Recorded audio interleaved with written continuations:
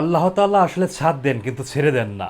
আপনি অহংকার করবেন, দাম্ভিকতা দেখাবেন, হিজাব পরে দেখে মাথায় শিং এঁকে দিবেন, শিক্ষকদের সাথে টেবিল চাপড়ায় চাপড়ায় কথা বলবেন, ধমক দিবেন, মুখে বড় বড় কথা বলবেন, আর আশা করবেন আপনাদের ভূমিধস বিজয় হবে, তা কখনো সম্ভব না।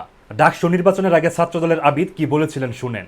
আপনারা তামাশা করেন ঢাকা বিশ্ববিদ্যালয়ের স্টুডেন্টদের সাথে। কিচ্ছু বুঝি না, আমি শুধু একটা জিনিসই বুঝি, আগামী 9 সেপ্টেম্বর ঢাকা বিশ্ববিদ্যালয়ের মাটিতে ডাকসু নির্বাচন হবে এবং সেই নির্বাচনে বাংলাদেশ জাতীয়তাবাদী ছাত্রদল ভূমিধস বিজয় অর্জন করবে ইনশাআল্লাহ। আজকে থাকার কথা ছিল কবরে, আছি এখানে। আমার রক্ত, আমাদের রক্ত, আমাদের কণ্ঠের উপর দাঁড়িয়ে তুমি সেই প্রশাসনে বসেছ।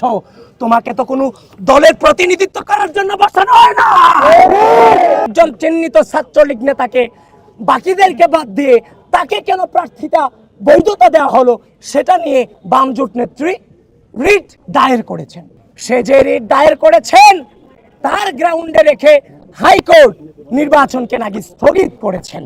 আমরা বিশ্ববিদ্যালয় প্রশাসন এবং নির্বাচন কমিশনকে বলছি, আপনারা তামাশা করেন ঢাকা বিশ্ববিদ্যালয়ের স্টুডেন্টদের সাথে।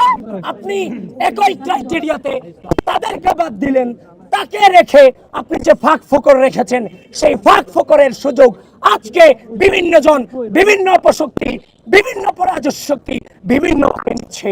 স্পষ্টভাবে জানিয়ে দিতে চাই, এই ঢাকা বিশ্ববিদ্যালয়ের মাটিতে আগামী 9 সেপ্টেম্বর ডাকসু নির্বাচন অনুষ্ঠিত হতেই হবে, হতেই হবে, হতেই হবে।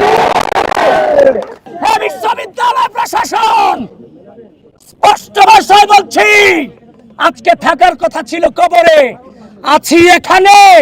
আমার রক্ত, আমাদের রক্ত, আমাদের কণ্ঠের উপর দাঁড়িয়ে তুমি সেই প্রশাসনে বসেছ। তোমাকে তো কোনো দলের প্রতিনিধিত্ব করার জন্য বসানো হয় না। আগামী 9 সেপ্টেম্বর ডাকসু নির্বাচন হতে হবে।